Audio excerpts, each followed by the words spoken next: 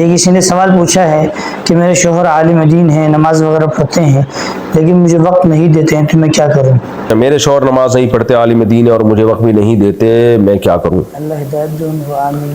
شوہر سمجھنے کی ٹائم نہیں دیتے، اللہ ہدایت دے شوہر کو۔ بیچاری عورتیں کمزور ہوتی ہیں، جب شوہر کی طرف سے زیادتی ہوتی ہے تو پہلے زمانے میں فیملی بڑی مضبوط ہوا کرتی تھی، اپنے بھائیوں اور باپ کو بتاتی تھی، بھائی آ جایا کرتے تھے لڑنے کے لیے۔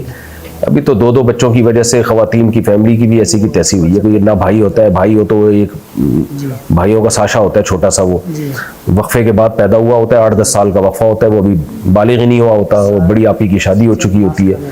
تو یہ فیملی سسٹم نے نا، فیملی پلاننگ والوں نے پورا ہی سسٹم ہمارا تباہ و برباد کر دیا ہے۔ تو اللہ کے خوف سے کون بیوی کے حقوق ادا کرتا ہے؟